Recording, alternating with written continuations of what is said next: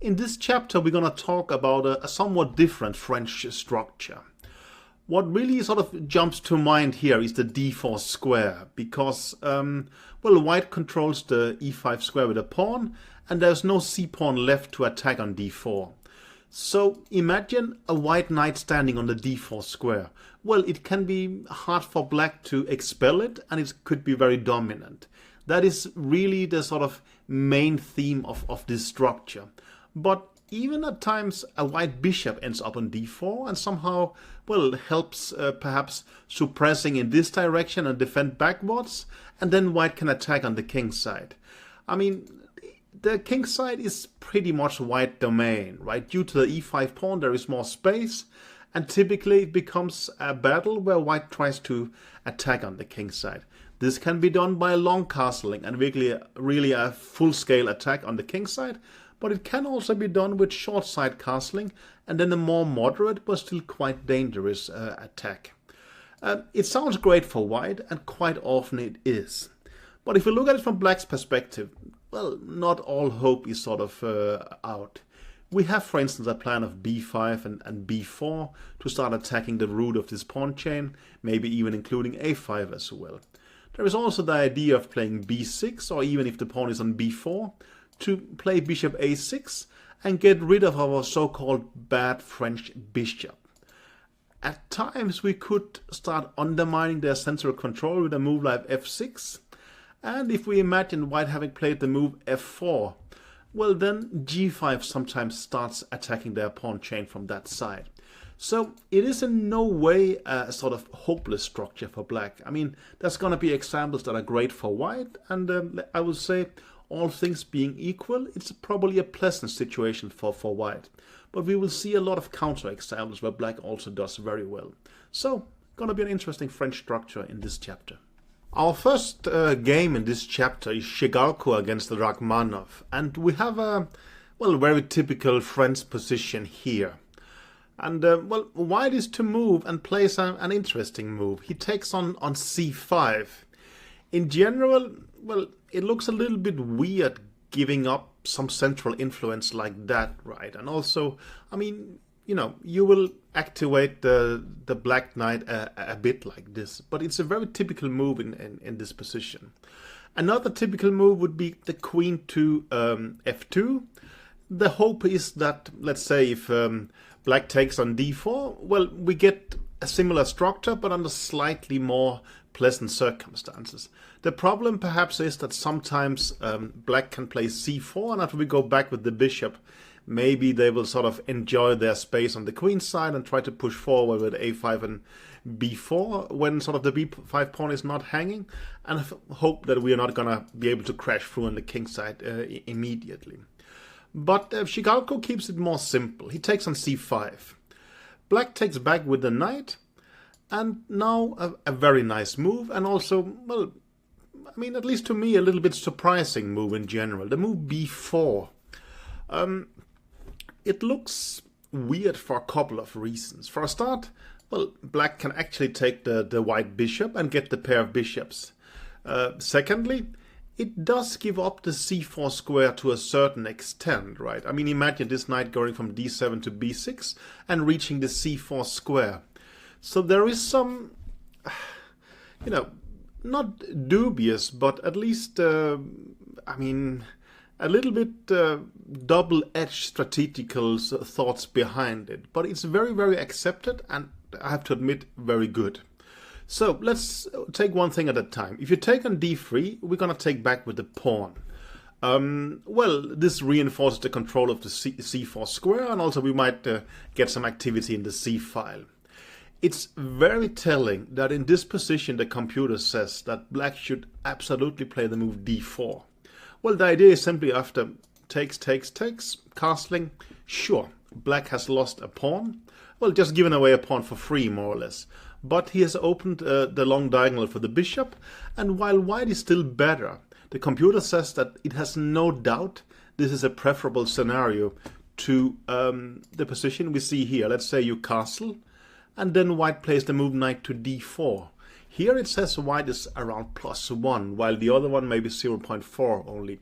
I mean, here, while black do have a pair of bishops, right? This bishop on b7 is extremely sad. And white is going to do something in the c file, perhaps the other rook. I have no idea why I take the rook from f1. And then maybe, let's say, queen e3, f5. And you can both combine trying to get access to the c5 square, but also just really enjoy that this bishop on d4 completely blocks the pawn on d5, which then blocks the pawn on b7. And no, I thought it's very interesting that the computer is so insisting, please play d4 here, at least I get some kind of counterplay. In the game after b4, black went back with the knight to d7. And now the author debates a little bit if white's next move is inaccurate or not. He says that, well, maybe you should play the move queen to f2 first and only knight e2 next. There is some point in that this could be even better than what happens, but what happens is good as well. So knight e2 happens, black goes knight b6, starts eyeing the square on c4, right? And white then goes to d4. And, well, this is the huge point, that white is getting the d4 square, while black is getting the c4 square. And we have to evaluate which one is the most important. Well, black plays knight c4 and queen e1. And this is a very relevant position to discuss it in.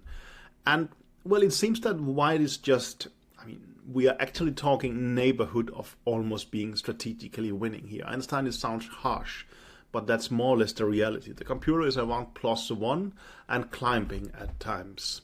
I guess the reason that this square is so much more valuable than the c4 square is that, well, the d4 knight actually has some purpose, or I would say multiple purposes. I mean, well, mainly it's a good square, of course, but there is this possibility of attacking with f5, and the black king is going to be in some kind of trouble. While the knight on c4, of course it's beautiful, but to a certain extent it can just be ignored. I understand that it's looking at our bishop, it's looking at our pawn on a3, but not in a very hard way. And, well, this knight on d4, if we start attacking on the king's side, there is a bishop backing it up, and perhaps a rook will jump in this direction and help with it. While this knight on c4, I mean, it doesn't get any kind of help from the rest of the army, right? Even, you know, should you start undermining with c5 at some point when b5 is not hanging, most likely we can just play the move c3 and safeguard anything if we are not winning immediately on the queen's side, king's side, sorry.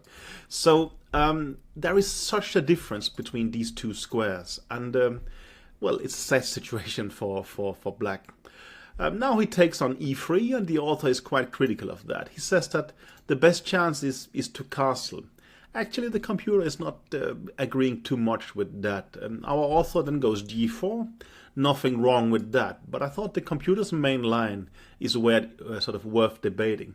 It just want to take on c6, and after taking back, it actually puts the bishop on d4. And this position, it says it's winning. Well, I mean, not clearly better, no. It's just a winning, neighborhood of +2. Simply there's a major difference in the value of pieces, right? I mean, these two bishops are pointing towards the black king side, h7 and such. Also, you can never really go f6 because our queen will sort of not protect, but sort of be able to take on f6 and take on e6. And, well, we get back to this point that, well, this knight on c4, it looks nice, but it really doesn't do anything, and there's nothing that's going to help it. So the author, or the computer mentions, well, a5, let's try and get some counterplay. And it says now knight g5 is basically winning. So it's not a long-term attack, it's a direct one. And if you go h6, the funny or beautiful move, knight to h7. And let's say the rook goes somewhere like here, I guess it wants queen g3 followed by f5. And while black will do a bit on the queen side, it's just going to be complete splash against the black king. So I thought knight takes c6 and bishop d4 is very instructive. That this, even the d4 square, you can just as well have a bishop there. And it's important to block it so this bishop just stays completely out of the game. So he took on e3, and I don't think that's particularly bad, although the author is a bit critical. So, taking back with the queen. And now, well, he plays g6, white plays the move c3, and now black's castling. That's probably asking for it. The author says, it would better to defend something passive like h5. And that's true. The author says now, let's say a4 is a good move, and it is. White is better there. The computer is also suggesting maybe knight b3 first, and only then next a4 with a huge edge. But, well, white is just so much strategically better here in a number of ways. After castling, it becomes more instructive at least, so that's very nice. White plays the move g4. It's simple chess, just caveman style, trying to break through with f5. And it's important to understand that, well, yes, you can argue it weakens the white king, but it's in a very theoretical sense. There's absolutely no black pieces that will be able to point against this king, so it really doesn't matter. Black tries to take on d4, and white plays quite stereotypically, takes back with a knight on d4. That's generally sort of correct from a conceptual basis, says our author, but he says that, well, it gives black a little bit of hope if he had been more daring. And he actually thinks taking with the pawn was even stronger. The computer seems to verify that. We're just going to push f5 next. And, well, let's say black can play f5, of course, so we can take it. He takes with the rook. And a position like knight e5, he says that, well, this is transposing into our previous structure, and we saw a game where Aryshchenko won beautifully here because black has absolutely no counterplay. That is true, and this bishop is extremely bad. But the computer is also saying, well, it's not going to win long term, it's going to win short term. Basically, white will push f5, and there's going to be more or less an imminent collapse of the black position.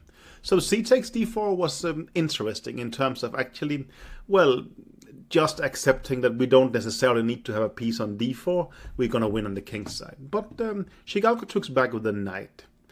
Now, a really cool move would have been to say, okay, I'm going to take on c3. I understand I'm worse, and this might make it even worse, but at least I have something to hope for. There is a couple of beautiful lines. The author says that probably rook ac1 is best, and after queen takes a3, rook c7. Well, you are winning a piece because you have a double threat like that.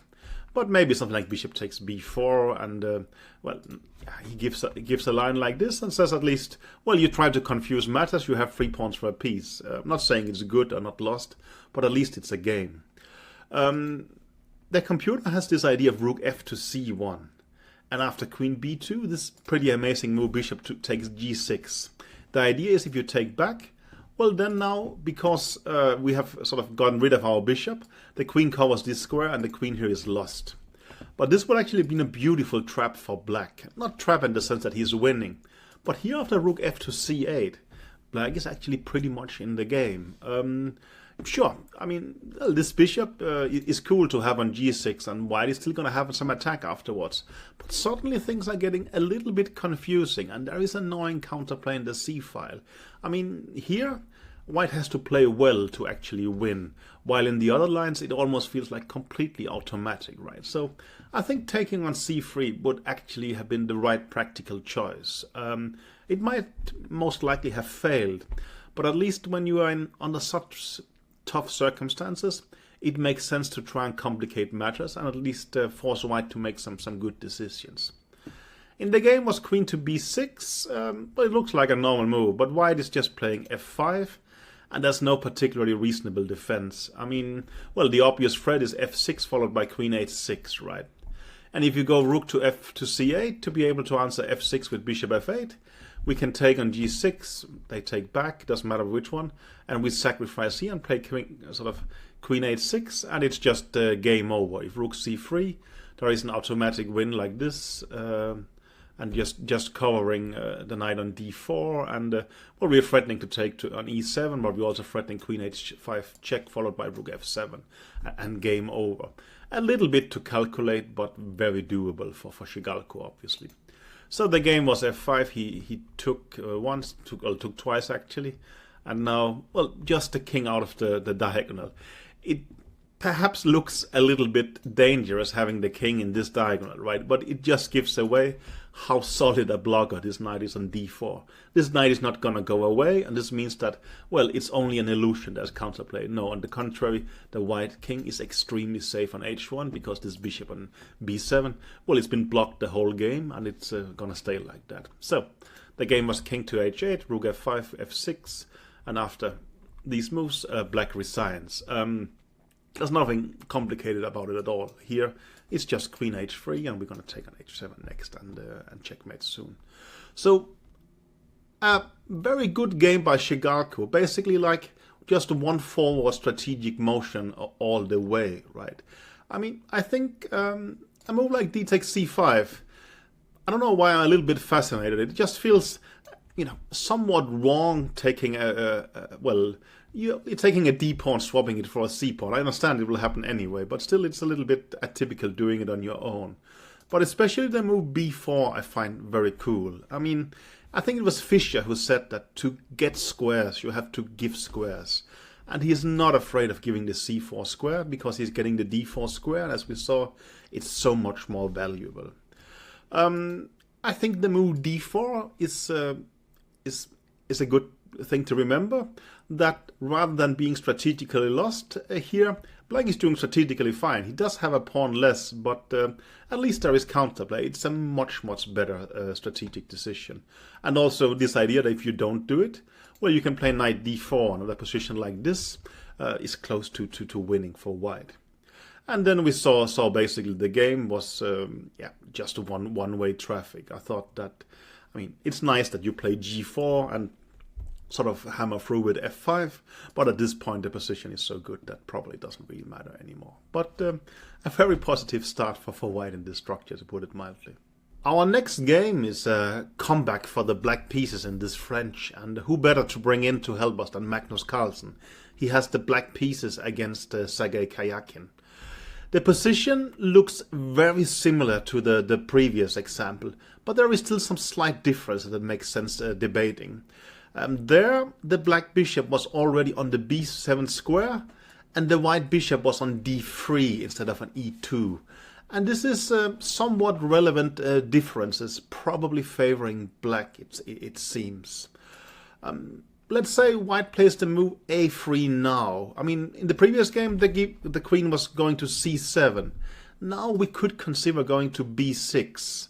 And let's say knight d1, a very typical move. Then we're going to play a5, and we're going to push for space on the queen side. I think we want to play b4 and bishop a6 next if possible. So somehow having the bishop already on b7, while it looks like you're developing, it's rather wasting a tempi, I would say. If c3, we can even consider the move a4 and jump in this direction. And sort of the typical move would be a move like knight to f2, and then we will play bishop a6 and b4 next with quite a decent position.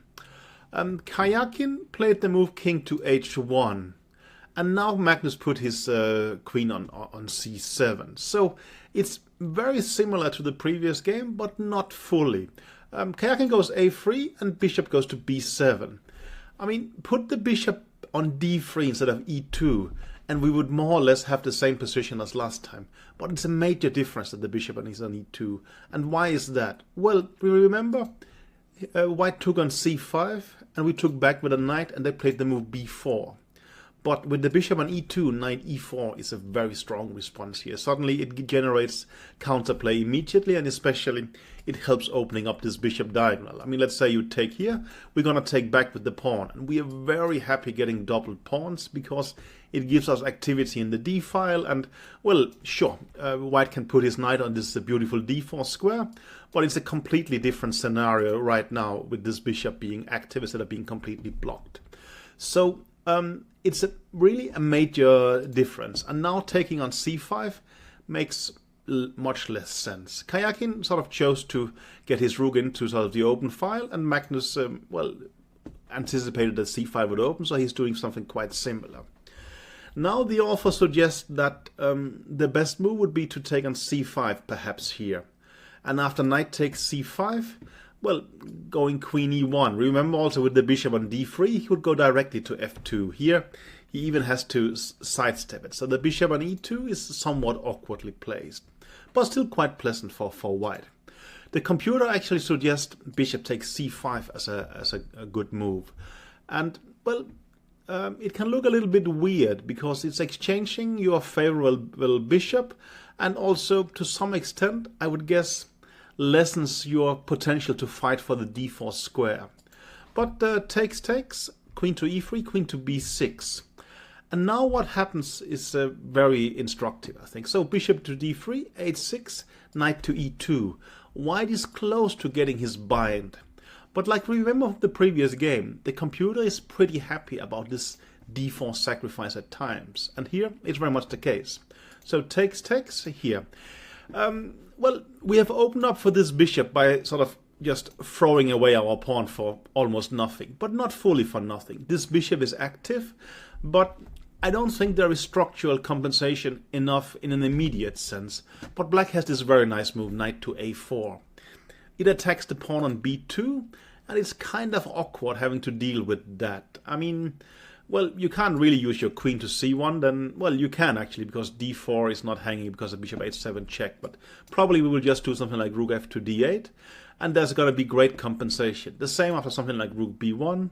I would guess we think we have compensation after rook d8, c3, and some kind of counterplay here. I mean, this bishop being active is very, very important. And I thought it's cool that the computer seems so happy about this pawn sacrifice. Not happy in the extent that it's winning, but happy that it means it's much better than this positional squeeze we saw in the previous game. Karjakin chose to play the move queen to e1, though. And here Magnus does something cool. He just takes on d4. And, well, in the previous game, the narrative was so much that white was constantly getting control of the d4 square. Here, Magnus is not afraid of that. So takes, he swaps, and now another nice move, bishop to c5. It's not like it's winning control of d4, but it's weakening the dark squares, and we will see that Magnus has a very concrete idea in mind, and Karjakin doesn't spot it. So let's keep it as a secret just a little bit more. The best move would be queen d2 here, and in a position like, let's say, takes, the computer is very happy with a move like queen c5. I guess that would also be surprising to quite some, because generally, I mean, the French ending is a good bishop against a bad bishop. But here, there is considerable counterplay down the c line, and, well, I don't know, let's play a move like bishop f3, takes. Maybe we can jump to b6 with a knight and start going to c4, or we could even undermine with f6 at some point. Black actually has a very reasonable position here. But it gets much better for black. So queen h4 happens, Magnus took on d4, and now the key move f6, just undermining the center. And suddenly it's white who has weaknesses. And, well, this control of the d4 square, it turns out not to be very relevant. It's not, I mean, in the previous example we saw that white could use the control on d4 to also generate threats against the black king. Here it's very, very different. The black king is safe, and it's actually white's position who turns out to be very vulnerable. Karjakin somehow is a little bit on the illusion that he still has some kind of activity. So, well, he threatens almost mate on h7. Magnus just defends like this, obviously. And now there is the threat of taking on e5, so he has to take on f6, and Magnus just takes back. And I guess at first sight that this can look as a, somewhat complicated position. I mean, well, you could argue white has control of the d4 square, he has nice pieces. And, well, I mean, somehow these pawns are still a little bit weak. But actually, black is just much, much better here. The idea is something like rook f8, this pawn is going to be weak, and there's not much white can do. And when we have double in the f-file, suddenly the threat of e5 starts becoming huge. So here, white seems very badly coordinated, actually, and that's perhaps not is not obvious at first sight. And it's well, Karjakin was a very strong player in 2010. So well, here, yeah, he seems pretty desperate. I mean, let's say queen e1, rook f8, attacking the pawn on f4. And if you start doing something like g3, he says queen c5 is a nice move. And the idea is that this rook is very oddly placed here. There's no reasonable way to defend it, actually. If you, well, I don't know, he says rook b4, but then you can play e5 and you start well, if you take on e5, there's going to be tactical problems on f1 combined with d4, and basically black has a winning position. Karjakin tried f5, Magnus doubled in the f file. Obviously you cannot take on e6. He played the move rook g1. It's pretty much an admission of defeat, but at least on g1 it keeps this g2 pawn under sort of control. That can seem weird now, but this bishop, it's in the process of becoming active, and Karjakin tries to sort of take measures against that.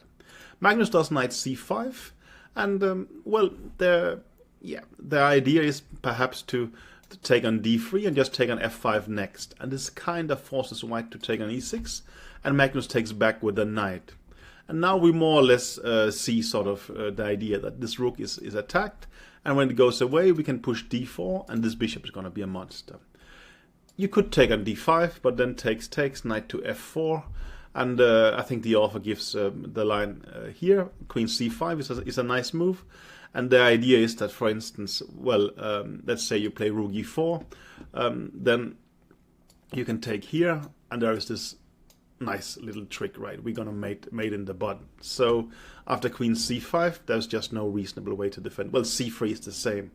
If you do like this, we can take here, and again there is this move, right? So it's more or less game over. Karjakin went to g4, Magnus played knight f4, and I think the last move I want to mention is after queen g3, another very typical Magnus move, queen to e7.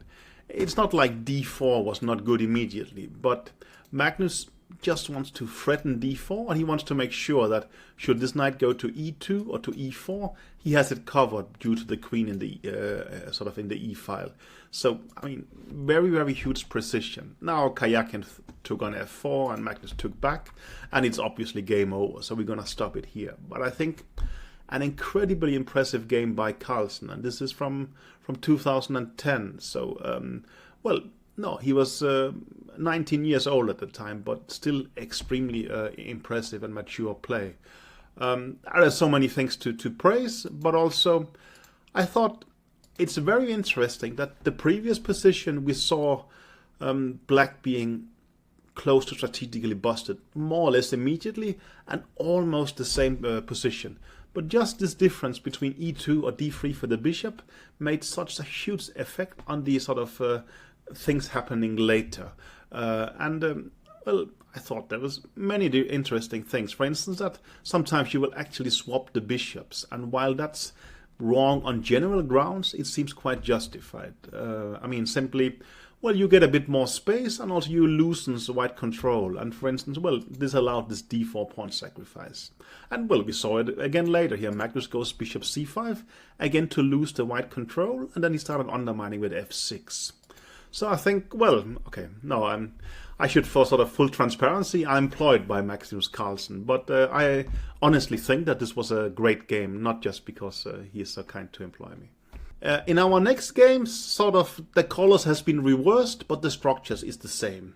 Van Vely has the white pieces against Sergei Karjakin, and Van Vely is this very interesting and courageous player. But this also has the effect that quite often he ends up on the wrong side of sort of instructive games. Van Vely is willing to go to the edge, and well, he's very principled, which means that he will defend certain values, and at times this has the cost of being outplayed in a complicated battle. And that's what happens here against Karjakin. Karjakin starts out very nicely. He drops the bishop back to f7. It looks very passive. But after knight c3, queen h6, we see the idea. Somehow this h6 square is very nice for the queen. In general, we can see huge concentration of pieces right in the center and a little bit on the queen's side. On h6, however, the queen just seems very well out of the way, but still having a very sort of useful function. For instance, after bishop d6 next, he's going to poke at h2, and while of course can defend, it's going to be a little bit uncomfortable for him to have to pay attention to it. Van Velde chooses to take on d5 and play the move bishop c4. I mean, we debated it in the last game that this is exchanging off your good bishop. Your bad bishop, due to your pawn structure, is on c1. But we saw Carlsen doing it in the previous game with quite some effect. And it's a typical move that you actually sometimes like to exchange these bishops, even if it's principally wrong. So the king goes to h8, and they take on d5. Knight f1 from Van Velde I really like. It sort of preempts bishop d6, and also it defends with a piece, so you don't have to play h3 or g3, creating some kind of weakness. And this is probably also what makes Van Velde ideal for these instructive games, that he plays very well, so it becomes very interesting struggles. Karjakin drops his rook back to d6. Perhaps he intends to put it at g6 at some point. Van Velde decides that before this happens, he has to generate some counterplay. So he plays the move b4. And sort of also it exploits that you can't take on b4, because then c7 would be hanging. Rook d7 happens now, and Van Velde doesn't really want to play b5, because then the knight can jump to d3 with tempo. So he plays the move bishop to d2. Well, should white take it with the bishop, then you can actually play this nice move d5, which generates a lot of counterplay.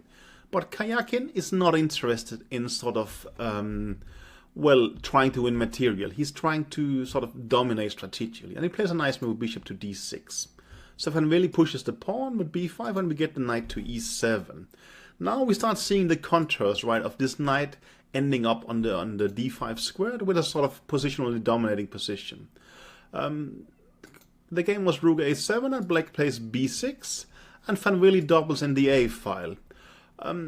There is a lot of logic in what Van Velde does, and his position is actually quite decent. If we remember the first game here in our chapter, well, it was quite similar in terms of the sort of control black had, well, it was white there over the d5 square. But here we have quite more counterplay in the a file, and it's not like Van Velde's evaluation is wrong. This is quite reasonable.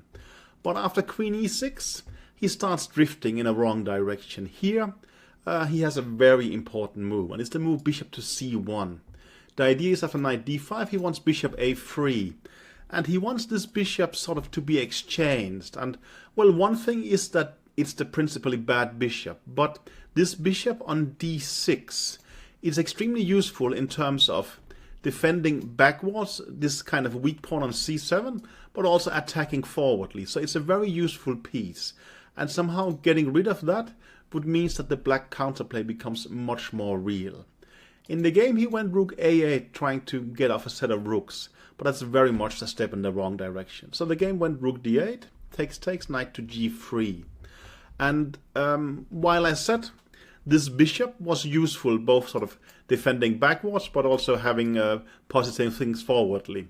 Well, sure, that was true, but Karjakin actually takes on g3 now and puts the knight on d5. And it's just simply, this knight is very strong, and this bishop is kind of weak. The author says that it's a very instructive position, and that the time of publishing the book, he says the computers evaluated as 0.00, complete equality. And he says this is very wrong. The author is right about that, but it's it almost feels nostalgic, right? There was actually a time where humans could say, no computers, your evaluation is wrong, and they would be right. I'm not saying it doesn't happen anymore, but it's extremely rare. And turning on the computer in this position, he said, sure, of course, black is just much, much better here. I mean, the knight is better than the bishop, and also this pawn structure, well, as we will see, it has some defects. It's true that white has activity in the a file and also to some extent in the c file, but we will see that it doesn't matter enough. Van Velde put his rook on a7, and Karjakin does a nice move h6, just improving his position a bit and making sure there's no bottom rank mate. And, well, bottom rank mate might never be a theme or not be realistic, but even so, preventing it is kind of nice. So queen a2, well, he doesn't want to allow rook a8, so he goes queen e8, rook a1, queen c4, queen h5, rook back, and king h7. This move I also like. I mean, the king is just a little bit safer on h7. If things starts happening on the 8th rank, it's not going to be check. It's just, no, it's high-class play by kayaking. Van Velde has nothing really to do. I mean, this bishop, there's no decent entry squares because of the knight. So he goes a big back and forth. And now Kayak can start pushing with h5. And after rook c1, he strikes with h4.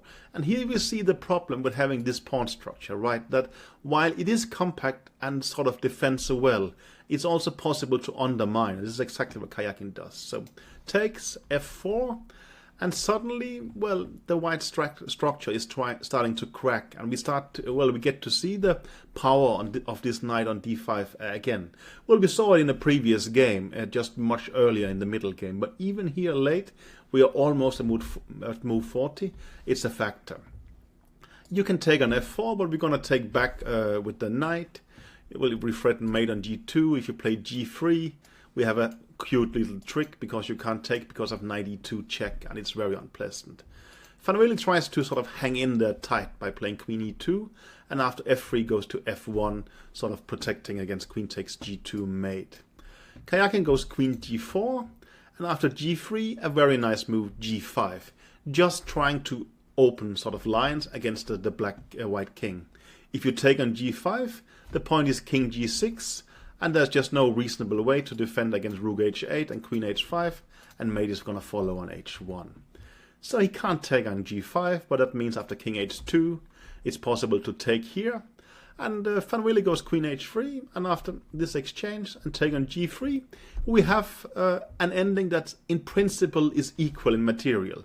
But this knight is so powerful and this king is exposed, so black is basically winning here. The game went rook g8, another check, and the king went there. And there was a bit of sort of wandering back and forth, and Kayakin then started to bring his king into sort of the game. And, I think now rook a1 is going to happen with quite some effect, so there was a bit back and forth. This threatens on e4. It's possible to play rook a1 now, but then, well, you can defend like this, and the game goes on.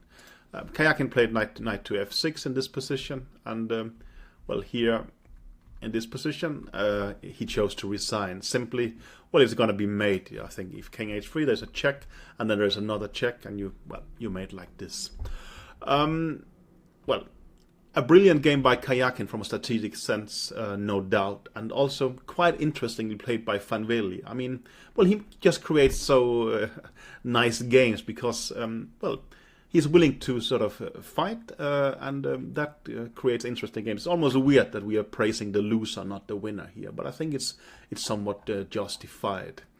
I really like the move queen to h6. Somehow, well, it just feels useful and out of the way at the same time.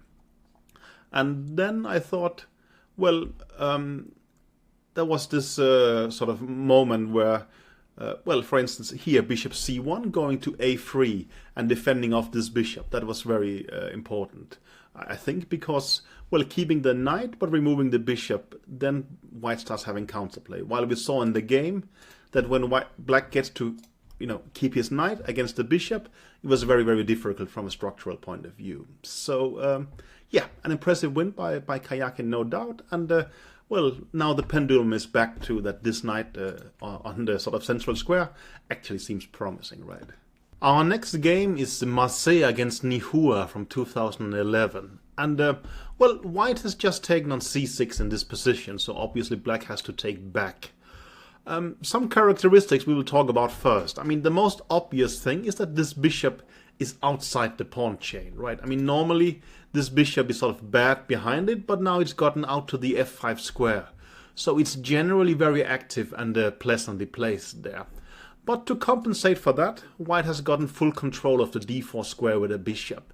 So it's a very interesting and complicated situation.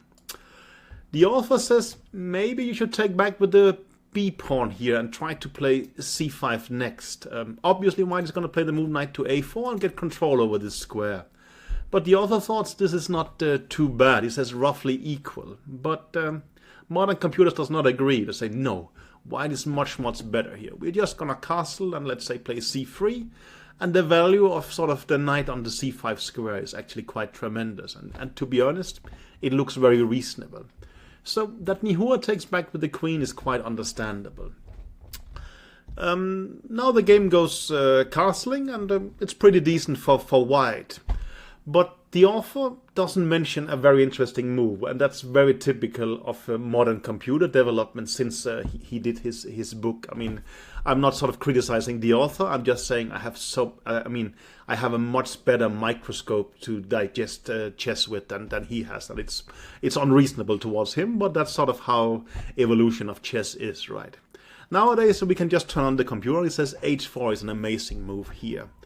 And it's pretty cool. At first you think, okay, well, h4, I mean, we know AlphaZero do these kind of things, but why do it here? But the point is, after castling, queen e2, suddenly, well, let's play rook ac8 and f3. Suddenly we grasp the idea. The idea is to go g4, and this bishop, and to some extent this knight, suddenly becomes extremely cramped. And, well, black seems to lose, a lot of its sort of dynamic potential. I mean, you can play a move like queen c4, but then we will just take and do long castling. And actually, well, the threat of g4 is still there, and it's a very unpleasant position, and this bishop is very strong. So here, well, maybe black should play f6, at least sort of get an escape square for the bishop on f7, I mean, after g4 and h5. But after castling b5, the idea is b4 to undermine the c2 square. The computer says rook d2, and it says white is clearly better here. It's a little bit shocking to me, to be honest, but it seems to evaluate that this bishop is just so strong on d4, and it exerts power in this direction, and also that these pieces, while looking not too bad, seems quite misplaced. And if b4, I guess we can just go to d1 and we are not too worried. The knight is going to come to e3 next. The computer gives a considerable advantage in this position, and it just says h4 is a very strong move, while the move played in the game, castles, it looks normal and it's a playable position, but it's so much worse than h4. It's pretty shocking for me, but that's how modern chess is. So bishop goes back to g6, and well, the author says now the idea is to play knight f5 next. You could consider a move like g4, but it's pretty hardcore, and maybe black will go knight to g8, and if you go f4, we're gonna play knight to e7, and now we are threatening h5, and white is really hard pressed to justify these kind of weaknesses. Black's position is solid and there is counterplay, so this is going too far. But it means that, well, the knight will enter the f5 square eventually. Rook c1, I guess the point is just to defend the pawn on c2. I mean, there is some indirect pressure against it, and it's kind of useful having that sort of taken care of. The knight goes to f5, and white plays the move knight to e2. Well, yeah, black can take the bishop, but then white is going to get this amazing knight on d4. And while well, the bishop on g6 is pretty nice, I still think this knight on d4 is going to be a bigger trump. So black tries to generate some counterplay, and first of all he grabs space on the queen side. So c3 castling, rook e1, rook f to c8. I have to admit that my intuition was saying that black should already be doing very well here. It seems to be kind of wrong. If anyone is better, it's actually still white. Maybe it's one of these examples again that white's play perhaps has not been optimal, and we have seen typically, well, there's many games where black ends up winning games like this, and this is one more of them. So somehow our intuition gets a little bit skewed, because there's actually nothing at all wrong with white's position here. It was a bit surprising to me. So f3 happened, b5, bishop to f2. Well, it looks to me like, black just has space and we're going to push like this eventually. And that's what Nihua does. He plays queen b7, trying to, create counterplay with b4. But g4 is actually a nice move. It looks weakening, of course. Well, it weakens the king, also weakens the f3 pawn. But it grabs space, and this bishop on g6 is going to be somewhat bothered here. Knight e7 happens, and then h4. The author says it's, not the most healthy kind of attack. But, well, I agree, but it's fully justified, says the computer. It really likes the way white is doing it here. So after h4, there is the threat of h5, right? The typical move is h5 here, and that's what he plays. You could play h6, but I mean, something like this, white actually have quite some space, and he is still quite solid in many ways. So h5 is logical. Now, however, white goes in a wrong direction. The correct move was this surprising move taking on h5. It looks really weird to me because, well, it creates isolated pawns and it gives up the f5 square. But in chess, the concrete very often sort of overrules a general. That's the case here. So black has to take back, obviously, and now we go knight g3. So we're winning some time by attacking this bishop. The bishop retreats, we push our pawn, the bishop retreats. Again, everything looks nice for black. We have knight f5 and things seems under control. But white can keep pushing with the move h6. And somehow now it becomes more uncomfortable. Well, I mean, if we take it, there's going to be a knight entering like this. The bishop is going to go to h4. That we don't really like. And playing g6, while it does keep some solidity, this bishop is not going to be happy. And something is going to enter the g5 square. And this bishop is going to be almost dead forever. And there's going to be attacking chances as well. So the logical move is to move knight to f5 in this position. But white will exchange and then play this nice move queen to d2. It starts going the direction of the g5 square. And let's say if you do something like queen e7, I don't know, maybe we can play king h2 actually, because there's no reasonable check here because our bishop is defending and the rook will join the attack. I really like the computer's move in this position for black. It says king f8 is a great defensive move. The idea is to take on h6 and then run to safety in this direction. And if you take on g7, sure, I have to go back, but I'm still going to run like this. And, well, black is not better, but black is not worse either particularly. So I thought king f8, it's really a cool defensive move.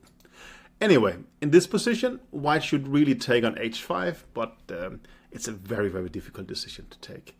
Massé plays more cautiously, but actually it's a pretty big mistake. Nihua doesn't punish it very hard. The correct decision was to take on g4. And when you take back, well, white has sort of given away the control of the e4 square. It looks like he can fight back immediately with knight g3 and this bishop looks unstable. But there is this very strong move knight to g6. And it threatens to take on h4 and then it's going to enter the f3 square. So that's not really pleasant, but what to do about it? The problem is if you take on e4, we're going to take back and we're going to have counterplay with rook d8 next, perhaps entering the d3 square. And it seems that black is actually better here. So taking on g4 would be interesting, but you can see it's such a complicated game with difficult structural decisions all the time, and some very strong grandmasters actually gets it pretty wrong. Knight c6 happened. I think the game was knight to g3, takes here, pushing like this. And he played queen e7, sort of covering this square. And now after queen f4, b4, again to me it looks like it's just a typical game where a stronger grandmaster outplays a somewhat less stronger grandmaster. But it's just a bias based on the result. The author and the computer says, no, white can just play c4. And generally, you see this very rarely that we play the move c4 in this French structure, right? Because, well, you know, you can take it and then you open up for this bad bishop in this direction. But there is no bad bishop on b7, and it would be a great bishop though. But, well, all black's play has been based on creating this good bishop on h7. But when the c-file opens, as we can see like this, it actually becomes a very bad bishop because it cannot help with protecting the c6 square. And white is going to go rook ec1 next. And somehow this bishop here is just weirdly shot out of play. I mean, here it would be much better on b7 actually. Of course, would it have been on b7, white would have played completely differently. But it's actually a very clever play, exploiting that black has a bishop in an ideal situation, but that it also has a downside. So c4 would have been excellent, but again, it's such an atypical move that Massé misses it. He plays g5, and now after takes, rook b8, black is actually better. He's going to enter on the b2 square, and this bishop is helpful sort of controlling the b file. Now it really goes downhill for white. He plays h6, But after takes, a nice move, king to h8. And we see after rook e2, rook g8, the point is that just, well, black can use the g file for counterplay now. So king h2, queen g5, happily accepting the swap of queens. Well, takes, rook g4. Now black is really on top, and I think he wins in a few moves. I think after king h3, knight e7 is extremely nice. Well, he wants to play knight f5, eliminate this defender, and I think, well, it's basically game over here. The game was rook f3, bishop e4, and after h7 he sort of resigned in this position. He's a pawn down, but also everything is collapsing, and the knight is coming to f5. That doesn't matter, but I think a very interesting strategical game, and well, a game that I thought I actually learned a lot from, because my first instinct would be here, black is doing fine. The concept of playing h4, I've never seen anything like this, and that white can, you know, just harass this bishop by playing f3, threatening g4, and then even castling long is very, very impressive. But even that a position like this with sort of some activity in the c file, a decent bishop, and activity here is just much better, was kind of news to me. But also this idea that a position like this looks nice for white, so for black to me, in my opinion. This knight will swap against this blockading bishop. This is supposed to be a pretty good bishop, and black has activity on the queen side. I would expect that black was slightly better here, but as we saw, white actually have very clever play with g4 and created threats. But of course it was very complicated and it went wrong, and maybe that's also what attracted me to it. He understood that I have to take some kind of risk because I would like to win with black. And no, I just thought a very, very interesting strategical game. And well, now black has equalized sort of in our exams to 2-2, right? In this game, you are really in for a treat. Naya plays an amazing attacking game against Jurczyk. We're starting from this sort of very sort of known theoretical position in the French. Black has just played the move a6. This used to be very popular, but has fallen very much out of favor from black's perspective due to a couple of interesting white strategies. In the game, white plays the move knight b3, but actually more popular these days is the move h4.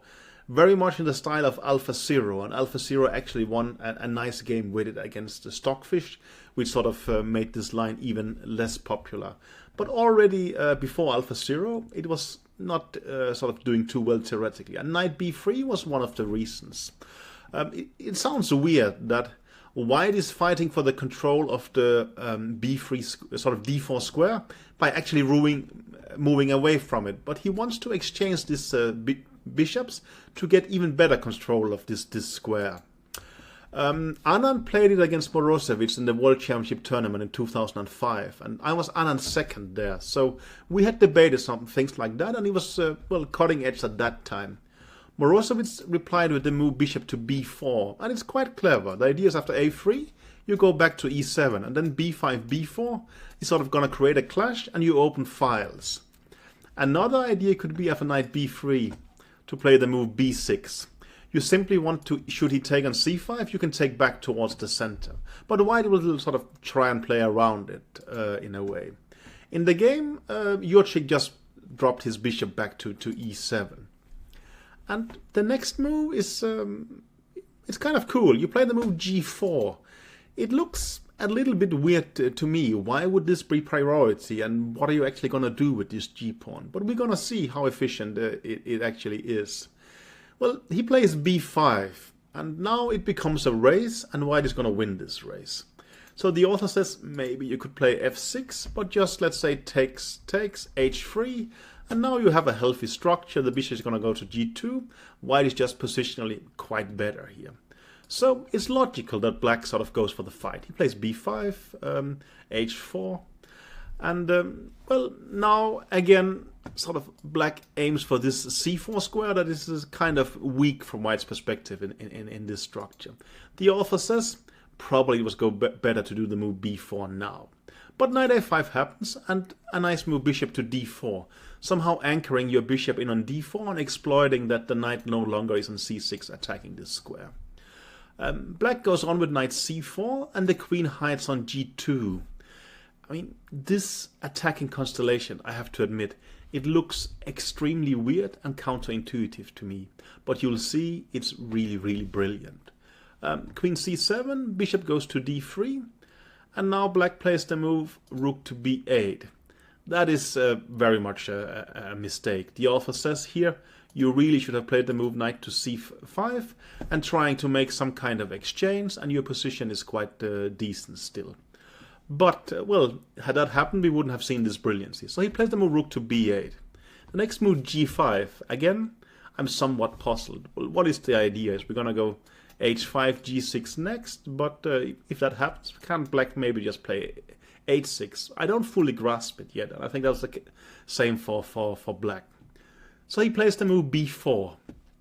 Well, should the move sort of, the knight start going backwards, then you can play a5, a4 with quite some counter attack. So white puts the knight on a4, but, well, after queen c6, this knight is actually trapped. There's nowhere it can go. It can jump to c5, but black has too many pieces covering this square. So basically, knight a4 is a gambit, not a pawn, but a piece just to, well, it's a decoy. It's going to distract black a little bit. So black gets to take a piece, and we're going to hammer through on the king's side. So the next move is just, he plays here, pawn to h5. Well, now the attack is unstoppable. You can't do something like g6. We're just going to go queen h3 and take here next. But what's the problem? We can take on a4 in this position. We just want a piece, and we're even so lucky that we threatens queen takes a2. Well, the point is this beautiful bishop sacrifice. Bishop takes h7, sacrificing another piece. If you take it, well, I can quite understand what white is doing. He's going to go g6 check, and when the king goes to g8, well, you can't go to h6 because I take on f7, and I'm going to mate you on g6 next, right? But after king g8, h6, it is true that we're going to open quite some lines, and basically you're going to be checkmated. This is possible to humanly understand. But after king h8, what is white's next idea? Well, you know, you can't play h6, I'm going to play g6, and, well, this bishop is really stuck here, right? And if you start going back with the bishop, it's not even clear what are we going to do next. Naya plays an amazing move, g6. It looks so weird, right?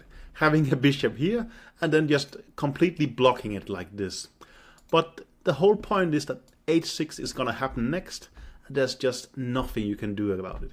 You are down a pawn, black sort of a piece, black even takes on a2, but after h6 it's such a hopeless situation.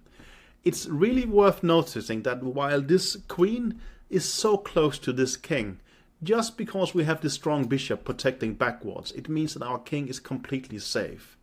And, well, there's just nothing black can do in this position. He tries to move bishop to c5, trying to remove the defender of the b2 square, right?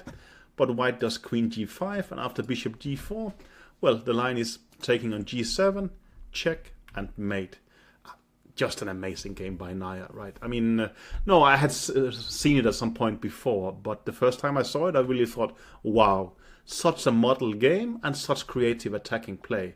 I mean, we have to appreciate this position and just give it a little bit of time to sink in that you can attack like this with a bishop stuck here. It looks like everything is wrong, but the idea of crashing through is just so powerful. From a strategic point of view, well, we saw this interesting move knight to b3 somehow, while that everything is about the control of the d4 square. We are actually trying to encourage this exchange. We have seen sometimes black wants to exchange, sometimes white wants to exchange. It's complicated, there's nothing to say about that. And then I thought this idea of pushing g4 is actually quite unusual. Normally you don't want to play g4, they play h4, they put the rook on h3. But here somehow g4 created this sort of caveman style attack. I thought also it's quite instructive that the moment this knight leaves the duchy on c6, white immediately plunks in the bishop on d4. I thought that's quite instructive. And of course, just bishop d3 and then sacrificing the house and mate is beautiful. But that's not more general, it's just an amazing attacking game. So, really a lot of respect for Naya. This was extraordinary. Our next game is Preußers against Reinderman from the Dutch Championship in 2013. We're gonna start it off from this very theoretical position in the French. I mean, it's a line that's very popular from white's perspective and causing black a lot of troubles. Rinderman chooses a very principled plan. He just exchanges on d4 immediately and then goes bishop c5, increasing the pressure against the knight on d4. White develops his queens, and now black trades twice on d4 and offers the exchange of queens with queen to b6. It's a very interesting idea. Basically, black is saying, I'm happy to play an ending, and I don't think your knight on d4 is going to be enough eventually. It's possible to avoid the ending with the move queen to d2, and then black most likely have to take on b2, but the current theoretical status is that black is actually doing okay here. So Preussers plays the move knight to b5, and we get this ending. I mean, knight b5 is nice, right? Instead of taking immediately, you force white to take, and then you get the knight on the d4 square. But Rinderman's concept is that he's not too worried about this. First of all, he plays the move king to e7. And after bishop d3, a very instructive move. The knight going back to b8. So he's immediately ready to start challenging the white knight on d4. And basically Rinderman's point of view is that, well, I'm going to challenge this square on d4, and then white is not going to have a lot left sort of to play for.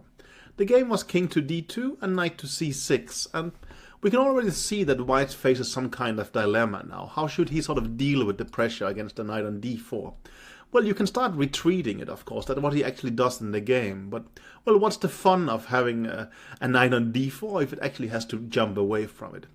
The author mentions that after c3, he says, well, take on d4 immediately is just a draw. Actually, computer slightly disagrees. He says you should play bishop d7 and only exchange a little bit later, in a way. I think the computer's point is that while the author says that, well, this position is very drawish, the computer actually thinks you should play the move g4 here. And somehow there is still some awkward pressure for black, actually. So in this position, well, Preussers jumps back to b3. Probably it's better going to the f3 square, as we will see what happens in the game. The knight on f3 has better control. But still the author thinks bishop d7, c3, rook a to c8. Things are not too bad for black. You have some counterplay with f6, and generally your position is quite solid. You have the king in the center. It's not a disaster in any way. Sometimes you will even see black playing, let's say, a6, followed by knight a7, to start trading with bishop to b5. And as soon as this knight jumps to d4, we're going to jump back and try and challenge it. The game was knight to b3, bishop to d7, rook f1. And now comes a very nice move for black, but of course white has played somewhat not carefully. It's the move g5. It's starting to undermine this pawn structure, and this pawn on e5 is just too weak. Well, you can't really take on g5, right? Then, well, we could take on e5, or we could even start with the move rook to g8 to put pressure here. Let's say you play h4, we will heavily play h6, and if you take, g2 is going to hang with check. So this is really unpleasant. So in the game, white played the move g3, but after rook g8, rook f2, takes, he played rook g7, and he started sort of getting control in the g-file, and black is already better here. I mean, this knight has been forced away from the d4 square, right? Well, why is it that when this line causes black so much trouble that they don't just play like Rinderman? Well, let's jump to this position. Well, since this book has sort of been written, both computers and theory has developed quite a lot. And we saw what black was doing, right? He was transferring the knight to challenge this square, and he was going for g5 counterplay. So in the sort of day and age of AlphaZero, of course, the correct move is to move h4. Well, the idea is that, well, if you go knight b8, we're actually going to grab space with h5. And if the knight goes to c6, we're just going to go back to the f3 square. Your g5 counterplay is obviously out of the question. We can just take it, or sometimes we can even take en passant, right? As well, you have to care a little bit. Would I play the move h6? How are you going to react to this sort of structure? Can you live with the pawn being on h6? But if you play h6 yourself, well, f6 counterplay is probably going to be met with knight h4 later. And it could also be after h6, we have a maneuver like this. So there is quite some problems to care about after h4. I think at the time of the writing the book, most likely we would think that h4 would be met by h5, and we would think that, well, somehow this fixing of the structure on the king side should be quite reasonable for black. But for instance, I think computers is suggesting moves like c4 even. And while it seems weird to sort of exchange like this, even positions like this is sort of, well, they're quite pleasant for white. I mean, this bishop is still passive in a way, and we have some space on the king side. It could also be that in this position, a move like rook h3 is very interesting. Maybe the rook is going to go to g3, or it could even go to c3, and you have to care about the square on c7. So h4 is a pretty clever move in this position, actually. And I think the current theoretical status is that it doesn't work that well for black.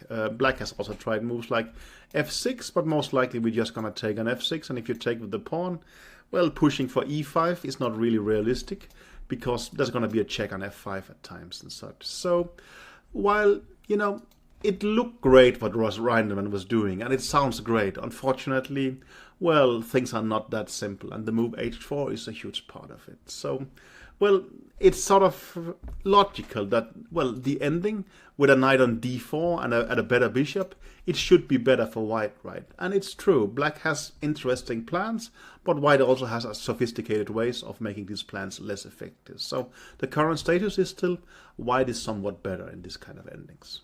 Our final game is this chapter, is Birkic against Kovacevic. It's a pretty typical French, but still with some sort of peculiarities. This pawn structure is not the usual one we have seen. We have seen black playing b5 and a6, right? But the idea is that here we can play the move bishop a6, and we can exchange the so-called bad black bishop, right, in the French. I mean, in the French, this bishop can typically be blocked by these pawns, and exchanging it is quite a strategical advantage. Also, this knight on d1 perhaps looks a little bit odd. I mean, why would you basically undevelop a piece? Well, the idea is to play c3 and reinforce the control of the d4 pawn, and also the knight can even go to f2, and from there to g4 to attack on the king side, and to d3 to control the center. So things are not as odd as they might seem. Black plays bishop a6 here, obviously, just trying to sort of enforce this exchange, and there is nothing white can do about it, so he volunteers, takes on a6, but then plays the move a4. Well, black has managed this exchange of bishops, which generally is nice, but he's lost control of the b5 square, and we could easily see a knight returning and staying there quite powerfully. I mean, it blocks the black king side, and it also somewhat connects towards the d4 square, right? So there is strategic pros and cons. Black puts his rook back. I mean, there's really no function on a6 except for recapturing, so it's just useful to sort of get it back in play. The question is now, what should white do? A reasonable move would be c3 to sort of control this, the central structure like this, but probably then black would play f5 to sort of nip in the bud that white is going to play g4 and attack there, and either black consolidates the king side or white takes on f6. But let's say knight takes f6, eyeing the e4 square, white defends it, and then bishop to d6. Well, we debated this structure. It's generally quite pleasant for white, but somehow getting to the e5 square is not so easy effectively, and maybe knight goes to e7 and f5. Computer thinks, if anything, white is only slightly better here. But Birkic goes knight c3. He really wants this b5 square. It's quite logical. Now black changes on d4 and even swaps the knight and plays the move bishop to b4. It's a very interesting idea. The idea is that the e4 square actually has been weakened. So he wants to put a knight on c5 and then take on c3 and jump to the e4 square. I mean, imagine a scenario where there is a beautiful black knight here against a bishop on d4. Then suddenly we would think this bishop on d4 is nice, but actually the black knight is nicer. So that's a very interesting concept. Queen e3 happens and he takes on c3. Now white doesn't want to allow this regrouping directly. So he takes back the pawn. If he takes with the bishop, he was afraid of knight to c5, and after bishop d4, I think we could even consider sacrificing a pawn like this, but the author says queen c8, and we're gonna jump there a little bit later. And if you take on c5, we take back with the pawn, which is really nice for us. The problem with taking with the pawn here is that, well, black is gonna go knight c5 anyway. Sure, white can win a pawn on c5, but after rook c8, it's extremely temporarily. I mean, the queen has to go back to, let's say, e3, and we just have awesome compensation in the c file. We will go queen c7 next, and we're gonna collect the pawn back at will, and black is just gonna be much better. So after knight c5, white thought, okay, well, this knight is eventually gonna end on e4, but let me do it in the typical sort of French structure fashion. Let's pull off a huge attack on the king side. So he played g4, the rook went to c8, and he played the move f5. And it does look a little bit scary, right? You know, f6 could happen next, for instance. How are we going to deal with that? And if you play g6, the queen is going to go to h6. And playing something like king h8, it's very passive. And after f6, g6, let's say queen h6, rook g8, rook f3, there's also already the threat of this classical checkmate. Queen takes h7 followed by rook h3. Sure, queen f8 defense, but it looks very unpleasant. But here black plays an incredibly brilliant move, very courageous move. He plays the move queen to h4. He's basically willing to, I would say, almost lock his queen in on this side just to prevent the attack. It's basically starting to become a piece behind enemy lines. And doing it with your queen and being somewhat close to being trapped, as we will see later. I mean, it's a very rare but extremely sort of creative and here very, very strong concept. The computer says, yes, it's brilliant. Bjerkes goes rook to f4, and now actually Kovacevic makes quite a mistake, as pointed out by the computer. He should really play the move knight to e4 immediately. He goes rook to c6, and after king h1, it doesn't matter, knight e4 happens. Here is a brilliant point, c4. Just giving away the pawn for free, and simply, well, the point is that now by having taken a pawn on c4, he has lost the control of the e4 square, so the knight cannot really jump there. And white can play a move like queen f3, attacking this rook, and after, let's say, rook to c8, rook f1, white actually has pretty decent play in the f file, and sure, he's given away a pawn, but it's so much less problematic than what happens in the game, and actually here, if anyone is better, it could easily be white. But he didn't spot this sort of unusual possibility, and he shouldn't have, been allowed to do it had black played knight e4 in time. Anyway, king h1, knight to e4, and this is, I think, a very brilliant position. I mean, the knight here is just so strong, and there is counterplay in the c file. The only thing is this very awkwardly placed queen there, but the whole point of the queen is to stop the white attack. You could play rook f1 now, but I think the author says after rook fc8, let's say takes, there is nothing really happening in the f file. And, well, you can perhaps add the queen to f3, but, I mean, after something like h6, it's not exactly made. There's no way you fully get to the king. So, well, he also says rook f7, for instance, but even here you just play h6, and while this rook looks scary, there is really no second sort of line of attack. The knight on e4 is a great defender, and the queen on h4 is also quite useful. So in the game, white tried the move f6. And, well, this was the move that the queen move to h4 was sort of supposed to prevent. And the idea is, well, rook f to c8. Simply, well, I mean, imagine the queen being on d7. Then we could sacrifice on e4 and go queen g5 and start giving mate. But the queen on h4 defends the g5 square. And, well, as long as it doesn't get fully trapped, it's actually extremely useful here because it hinders the white attack, but also make regroupings quite difficult. For instance, let's say, what's a typical move? Taking on g7. I think in my youth, these kind of positions made quite an impression on me, that a pawn like this actually can provide a lot of safety towards a king. As long as you don't take it, right? There's not going to be any checks in the g file because the g7 pawn is just in the way, and it almost becomes very useful for black unless he can get something like a knight check on h6 and f6, and obviously not having a knight, that's not possible. So this actually provides a lot of safety. White tried the nice move g5. It's threatening the queen, and if you take on g5, then there is the nice move knight takes e4, and due to sort of the threat here, white wins a piece. But black just plays queen to h5, and after the doubling in the f-file, he plays the move g6. And at first, it looks like a completely crazy position. Who is better here, right? I mean, well, this queen seems completely out of play. But the author stops here and says, this is a winning position for black. Well, simply c3 is going to fall, the knight is going to go back, and this queen on h5 is just extremely useful there, and black is winning. And the computer completely confirms. It says like it's +4 here. And no, it's fascinating. I mean, I must have seen other examples like this, but I can't really recall.